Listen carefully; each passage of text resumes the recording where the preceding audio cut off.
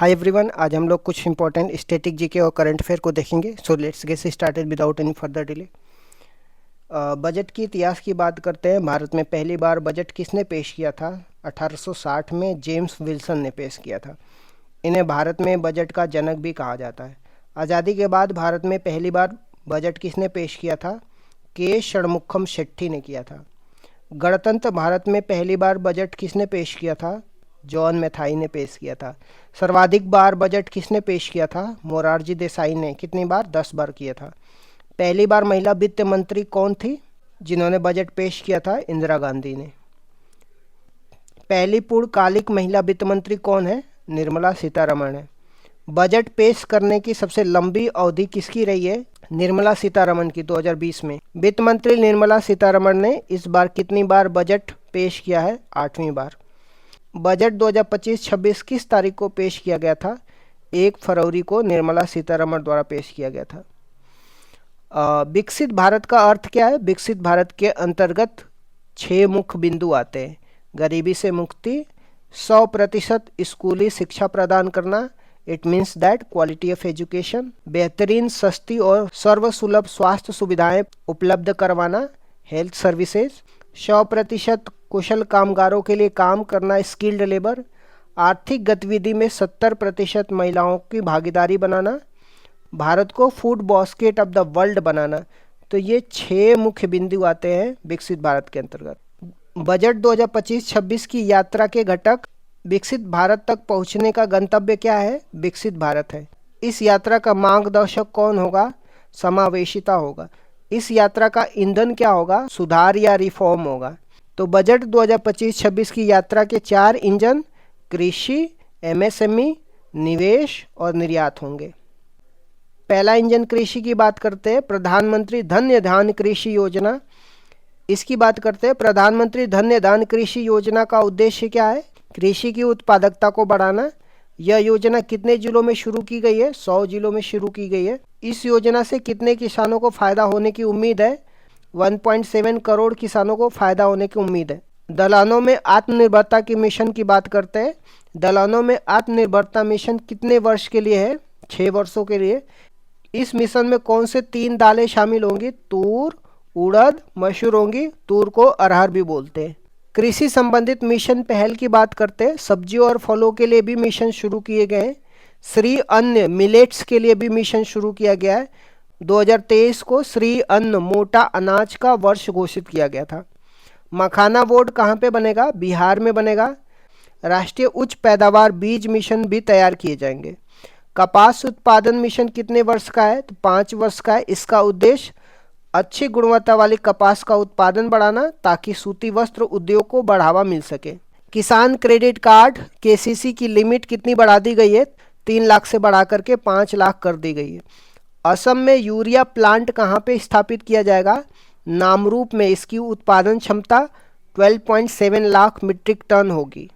Budget के दूसरे engine MSME की बात करते हैं, जिसको माइक्रो स्मॉल मीडियम एंटरप्राइजेज बोलते हैं।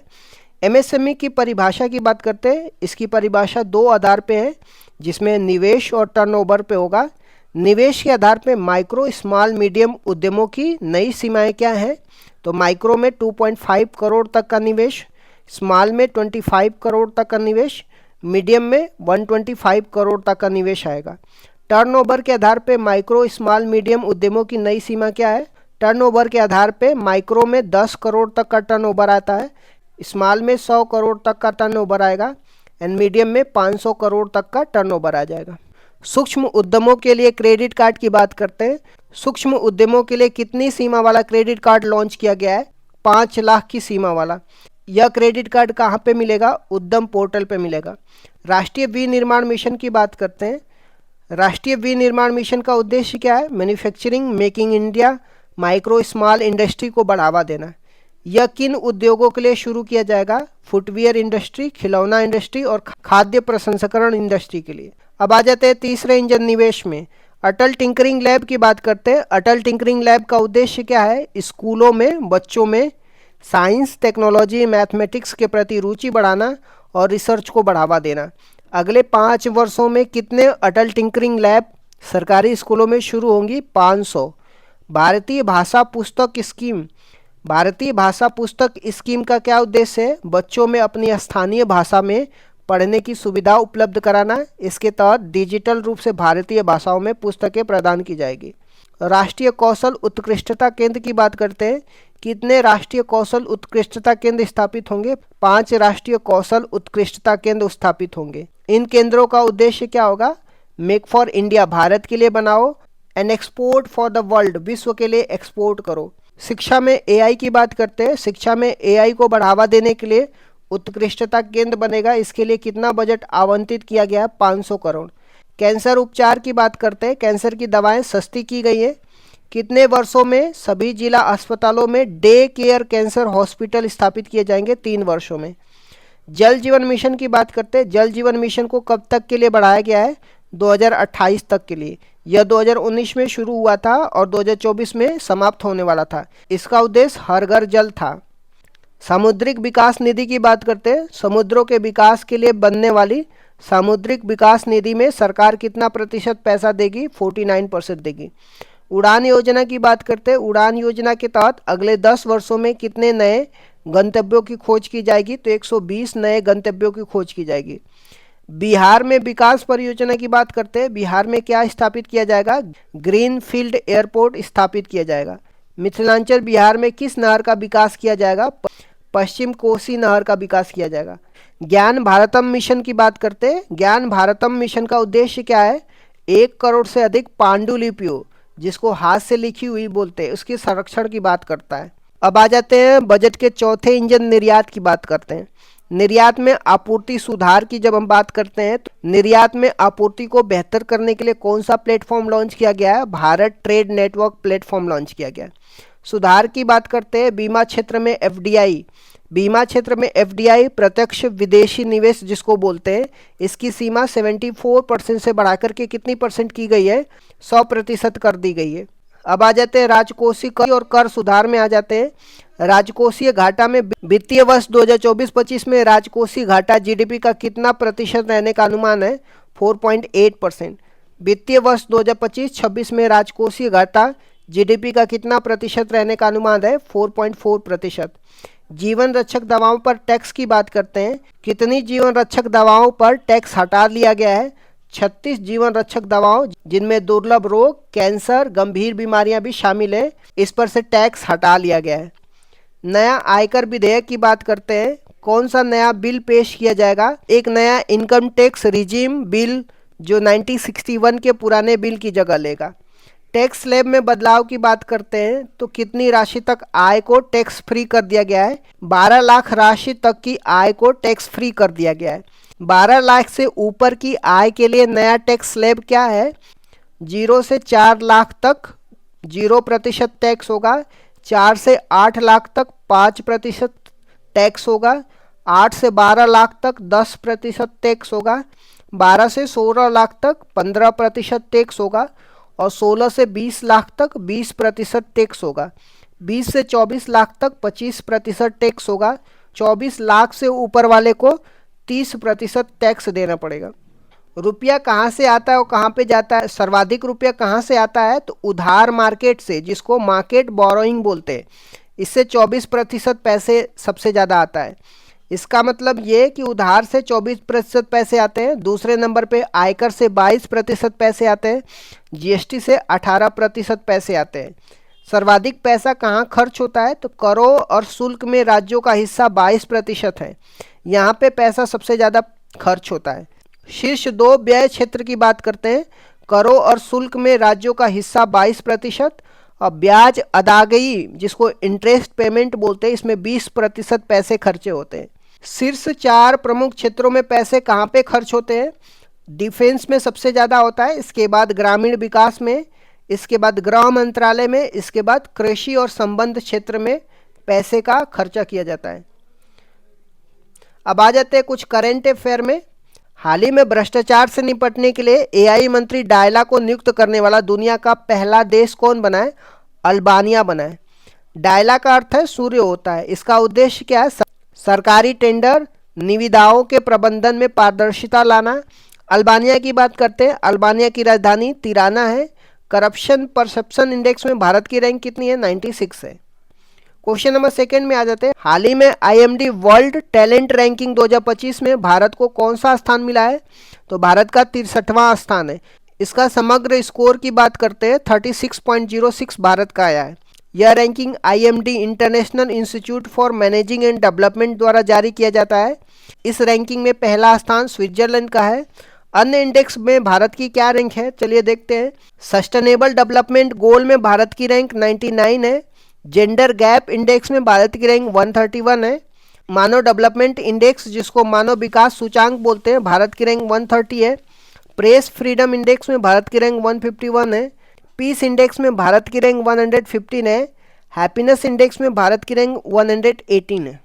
हाल ही में विश्व बैंक ने भारत के किस राज्य में तट रेखा की सुरक्षा के लिए सौर परियोजना के तहत $212.64 मिलियन मंजूर किए हैं? तो तमिलनाडु और कर्नाटक में। सौर का अर्थ तट या कोस्टल एरिया होता है। परियोजना का उद्देश्य तटीय कटाव को रोकना, प्रदूषण कम करना, मैंग्रोव वनों के क्षरण को रोकना है। शौर्य मंदिर या तटीय मंदिर तमिलनाडु के महाबलीपुरम में प्रसिद्ध है। भारत की नई तटीय रेखा 11,098 किलोमीटर है। भारत में 9 तटीय राज्य हैं। सर्वाधिक तटीय रेखा गुजरात में है और न्यूनतम गोवा में है। विश्व बैंक की स्थापना की बात करते हैं जिसको IBRD बोलते हैं, इंडियन इंटरनेशनल बैंक। विश्व बैंक की बात करते हैं जिसको IBRD बोलते हैं, international bank for reconstruction and development. इसका इस्टेब्लिशमेंट 1944 में ब्रिटेन वुड्स कॉन्फ्रेंस में हुई थी। इसका हेडक्वार्टर आपको वॉशिंगटन DC में देखने को मिलेगा। वर्तमान में विश्व बैंक के अध्यक्ष कौन है? अजय बंगा है। आ जाते हैं क्वेश्चन नंबर 4 में। हाल ही में केंद्रीय शिक्षा मंत्री धर्मेंद्र प्रधान ने IIM अहमदाबाद के पहले अंतर्राष्ट्रीय परिसर का शुभारंभ कहाँ पे किया है? दुबई UAE में किया है। यह IIM अहमदाबाद का पहला अंतर्राष्ट्रीय परिसर है दुबई UAE में। IIT का पहला ऑफशोर कैंपस तंजानिया में IIT मद्रास द्वारा खोला गया था, जिसकी पहली हेड प्रीति अगलायम बनी थी। भारतीय खान ब्यूरो जिसको इंडियन माइनिंग ब्यूरो बोलते हैं, इसका क्षेत्रीय कार्यालय रांची झारखंड में खुला है। आ जाते हैं नेक्स्ट क्वेश्चन में। हाल ही में दवीची रोबोटिक सिस्टम पर प्रशिक्षण देने वाला भारत का पहला सरकारी डिजिटल कॉलेज कौन बन गया है? एम्स दिल्ली बन गया है। यह training, skill development, e-learning, telemedicine को बढ़ावा देगी। इस सिस्टम का उपयोग रोबोटिक सर्जरी में किया जाएगा।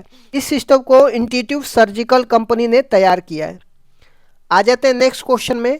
हाल ही में अर्थशास्त्र के लिए PV नरसिम्हा राव पुरस्कार किसको प्राप्त हुआ है? तो पूर्व प्रधानमंत्री डॉक्टर मनमोहन सिंह को ये मरणोपरांत प्राप्त हुआ है। PV नरसिम्हा राव के समय में 1991 में नई आर्थिक नीति आई थी, LPG रिफॉर्म बोलते हैं, लिबरलाइजेशन, प्राइवेटाइजेशन एंड ग्लोबलाइजेशन भारत ने अपनाई थी। उस समय मनमोहन सिंह वित्त मंत्री थे। मनमोहन सिंह की प्रसिद्ध किताब का नाम क्या है? चेंजिंग इंडिया है। मनमोहन सिंह RBI के गवर्नर भी रह चुके थे और 2004 से 2014 तक प्रधानमंत्री भी रह चुके हैं। PV नरसिम्हा राव की बात करते हैं, इनको 2024 में भारत रत्न से सम्मानित किया गया है और इनके साथ कर्पूरी ठाकुर, MS स्वामीनाथन, चौधरी चरण सिंह, लाल कृष्ण आडवाणी को भी भारत रत्न से सम्मानित किया गया है। हाल ही में लोकसभा अध्यक्ष ने 11वें राष्ट्रमंडल संसदीय संघ भारत क्षेत्र सम्मेलन का शुभारंभ कहाँ पे किया है? बेंगलुरु में किया है। इसका शुभारंभ लोकसभा अध्यक्ष ओम बिरला ने किया है। सम्मेलन का विषय था विधानमंडल में वाद विवाद और चर्चा। राष्ट्रमंडल संसदीय संघ का मुख्यालय लंदन इंग्लैंड में, इसकी स्थापना 1911 में हुई थी। राष्ट्रमंडल खेल की बात करते हैं, 2026 में ग्लासगो में होंगे। अंतर संसदीय संघ जिसको IPO, इसकी बैठक ताशकंद उज्बेकिस्तान में हुई है। जिलों के समग्र विकास का सम्मेलन पटना में हुआ है। 7वां खेलो इंडिया यूथ गेम और सेपक टकरा वर्ल्ड कप भी बिहार में हुए। मधुबनी बिहार में पंचायती राज दिवस सम्मेलन भी आयोजित हुआ है और मखाना बोर्ड भी बिहार में ही बनेगा। आ जाते हैं क्वेश्चन नंबर 8 में। हाल ही में भारत सरकार ने निजी कंपनियों को पहली स्वदेशी बहुचरणीय मलेरिया वैक्सीन एडफाल्सी वैक्स बनाने का लाइसेंस दिया गया है। इस वैक्सीन का संबंध किससे है? तो मलेरिया से। यह एक स्वदेशी और बहुचरणीय वैक्सीन है। मलेरिया प्रोटोजोआ जिसको परजीवी बोलते हैं, परजीवी से होता है। इसका वाहक मादा एनाफिलीज मच्छर है। सबसे खतरनाक परजीवी प्लाज्मोडियम फेल्सीफेरम है। मलेरिया की बात करते हैं। मलेरिया से आरबीसी प्रभावित होती है और आरबीसी को लाल रक्त कोशिकाएं बोलते हैं। मलेरिया की दवा की बात करते हैं, ये कुनैन से बनता है जो सिंकोना वृक्ष से प्राप्त होती है। यह वैक्सीन विशेष रूप से प्लाज्मोडियम फेल्सीफेरम वेरिएंट के खिलाफ प्रभावी होगी। अन्य बीमारियों की बात करते हैं। पोलियो, पल्स पोलियो अभियान हम लोग 16 मार्च को मनाते हैं और इसकी शुरुआत 1995 में शुरू की गई थी और 16 मार्च को हम लोग वैक्सीन डे भी बनाते हैं। पोलियो की वैक्सीन किसने बनाई थी? साल्क ने बनाई थी और ये पोलियो जो है वायरस से होता है। टीबी की बात करते हैं, इसका टीका बीसीजी होता है। बीसीजी का full form bacillus Calmette Guerin होता है और बीसीजी बैक्टीरिया से होता है। रेबीज की बात करते हैं, रेहेब्डो वायरस से होता है। इसमें हाइड्रोफोबिया होता है, इसका मतलब पानी से डर लगता है। लुइस पास्चर ने इसका टीका डेवलप किया था और जो रेबीज होता है कुत्ते के काटने से होता है। हाल ही में भारतीय सेना ने सप्रहार अभ्यास कहाँ आयोजित किया है? अरुणाचल प्रदेश में। यह अभ्यास भारतीय सेना द्वारा आयोजित किया गया है। अरुणाचल प्रदेश में और भी अभ्यास हुए हैं जैसे युद्ध कौशल अभ्यास, मैत्री अभ्यास भारत और थाईलैंड के बीच में मेघालय में हुआ है। अरुणाचल प्रदेश की बात करते हैं, इसको 55वें संविधान संशोधन द्वारा बनाया गया था 1987 में और यह संविधान के अनुच्छेद 371H में इसका उल्लेख किया गया है। नेक्स्ट क्वेश्चन देख लेते हैं। हाल ही में भारतीय नौसेना ने आईएनएस अरावली को कहाँ कमीशन की है? गुरुग्राम हरियाणा में। आईएनएस अरावली भारतीय नौसेना में शामिल एक जहाज है। इसका नाम अरावली पर्वत श्रृंखला के नाम पे रखा गया जिसका विस्तार गुजरात, राजस्थान, हरियाणा और दिल्ली तक है। अरावली की बात करते हैं, इसकी कुल लंबाई 692 किलोमीटर है और राजस्थान में 550 किलोमीटर है। अरावली का सबसे ऊंचा शिखर गुरु शिखर है। यह एक अवशिष्ट पर्वत श्रृंखला है। हाल ही में लांजा एन नामक स्पेनिश 3D निगरानी रडार भी भारतीय नौसेना में टाटा कंपनी द्वारा निर्मित होकर के शामिल किया गया है। केंद्र सरकार ने मध्य प्रदेश, राजस्थान, उत्तर प्रदेश के लिए फसल वर्ष 2025-26 के लिए इसकी खेती हेतु वार्षिक लाइसेंसिंग नीति की घोषणा की है अफीम की। कुछ महत्वपूर्ण बातों पर ध्यान देते हैं। हाल ही में किस स्मॉल फाइनेंस बैंक को यूनिवर्सल बैंक बनाने के लिए आरबीआई ने मंजूरी प्राप्त की है? यू स्मॉल फाइनेंस बैंक को। प्रथम अम्मा सम्मान दिवस के अवसर पर नारी अदालत, अम्मा सुविधा घर, अम्बा सशक्तिकरण योजना कहाँ पे स्टार्ट की गई है? सिक्किम में। तमिलनाडु में आयोजित एशियन सर्फिंग चैंपियनशिप में ओपन पुरुष वर्ग में पदक जीतने वाला पहला भारतीय खिलाड़ी कौन है? रमेश बुदियाल है। वाई द कॉन्स्टिट्यूशन मैटर का संबंध किससे है? भारत के 50वें मुख्य न्यायाधीश डीवाई चंद्रचूड़ से। सोशल मीडिया के माध्यम से धोखाधड़ी की गतिविधियों को पता लगाने के लिए गरुड़ दस्ती तकनीकी को लॉन्च करने वाला कौन है? महाराष्ट्र है। बीईएमएल लिमिटेड को किस देश से पहला विदेशी रेल मेट्रो अनुबंध प्राप्त हुआ है? मलेशिया से। प्रधानमंत्री मोदी ने नई दिल्ली में सांसदों के लिए नवनिर्मित टाइप 7 बहुमंजिला फ्लैटों का नाम किन नदियों के नाम पे रखा है? कृष्णा, गोदावरी, कोसी और हुगली नाम पे। वियतनाम की इलेक्ट्रिक व्हीकल निर्माता विनफास्ट ने भारत में अपना पहला संयंत्र कहाँ पे स्थापित किया है? तमिलनाडु में। केंद्र सरकार ने कहाँ 4 नए अर्धचालक परियोजना के लिए 4,594 करोड़ के बजट की मंजूरी प्रदान की है? तो उड़ीसा, पंजाब, आंध्र प्रदेश 3 राज्यों में। भारत का पहला ड्रोन एआई आधारित कृत्रिम वर्षा प्रयोग कहाँ पे सफल नहीं हो पाया है? राजस्थान में। देश के किस अंतर्राष्ट्रीय हवाई अड्डे को इंटरनेशनल आर्किटेक्चर अवार्ड प्राप्त किया गया है? गोपीनाथ बारदोली एयरपोर्ट, असम को। टाटा ग्रुप कंपनी लिलिको ने भारत में वनवेब लियो सैटेलाइट कनेक्टिविटी प्रदान करने के लिए देश की यूटेल्स कंपनी के साथ भागीदारी की है? तो फ्रांस के साथ। न्यायाधीश यशवंत वर्मा के खिलाफ भ्रष्टाचार के आरोप की जांच करने के लिए किसने 3 मेंबर की कमेटी बनाई है? तो लोकसभा स्पीकर ने। जलवायु परिवर्तन के कारण विश्व की पहली नियोजित पलायन योजना के तहत कौन अपनी जनसंख्या को स्थानांतरित कर रहा है? तो तुवालू, ऑस्ट्रेलिया में। संसद में पारित नया आयकर विधेयक कब लागू होगा? 1 अप्रैल 2026 से। भारत के 89वें ग्रैंड मास्टर कौन? रोहित कृष्णा है और 88वें दिव्या देशमुख है। जुलाई 2025 के लिए आईसीसी पुरुष प्लेयर ऑफ द मंथ कौन चुना गया है? शुभमन गिल को चुना गया। पहला एकीकृत बहुराष्ट्रीय मॉक ड्रिल अभ्यास सुरक्षा चक्र का आयोजन कहाँ पे हुआ है? दिल्ली एनसीआर में। किस देश में स्थित डॉर्डिनल जल संधि के समुद्री यातायात को वन अग्नि के कारण अस्थायी रूप से बंद कर दिया गया? तो तुर्की में। 15 अगस्त 2025 को भारत का कौन सा स्वतंत्रता दिवस मनाया गया? 79 नंबर का। अंतर्राष्ट्रीय खनन और धातु परिषद में शामिल होने वाला पहली भारतीय कंपनी कौन है? हिंदुस्तान जिंक लिमिटेड है। प्रधानमंत्री विकसित भारत रोजगार योजना के लिए लगभग कितना बजट दिया गया है? लगभग 1 लाख करोड़। एसएपी ने 18 साल बाद भारत की कौन सी रेटिंग दी है? Stable BBB। प्रधानमंत्री मोदी ने स्वदेशी तकनीकी से प्रमुख प्रतिष्ठानों की सुरक्षा के लिए कौन सा मिशन का शुभारंभ किया है? मिशन सुदर्शन चक्र का। किस राज्य के राज्यपाल ला गणेश का निधन हो गया? नागालैंड के। इसरो ने अंतरिक्ष प्रयोगशाला पासंग वांगचुक सोना का शुभारंभ कहाँ पे किया है? अरुणाचल प्रदेश में। महाराष्ट्र डॉक मंडल ने किस फिल्म के स्वर्ण जयंती समारोह के दौरान चित्र, पोस्ट कार्ड और प्रस्तुति जारी किया है? तो शोले फिल्म के। भारत पहली बार Asian open short track speed skating trophy 2025 की मेजबानी कहाँ पे करेगा? उत्तराखंड में करेगा। Indian film festival of the Melbourne 2025 में सर्वश्रेष्ठ फिल्म का अवार्ड किसको मिला है? होम बाउंड को। एक्टर अभिषेक बच्चन को।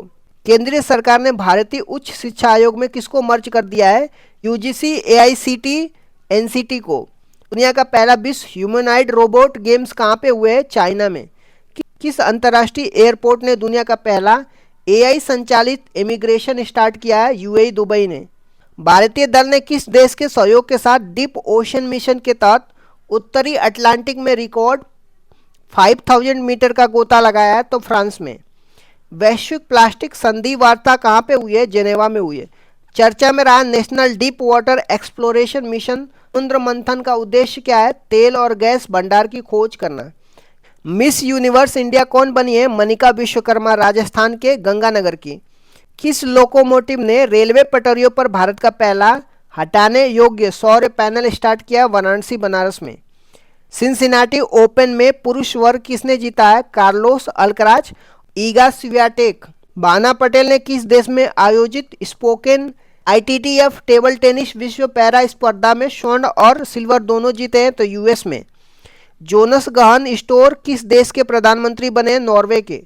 भारत का पहला विदेशी अटल नवाचार केंद्र कहाँ पे खुला है? UAE में। एलन मस्क को पछाड़ करके कौन सबसे अमीर आदमी बन गया वर्ल्ड में? लेरी एलिंसन बने हैं। 45वें SCO रैट परिषद की बैठक कहाँ पे हुई है? चोलपान अता किर्गिस्तान में हुई है।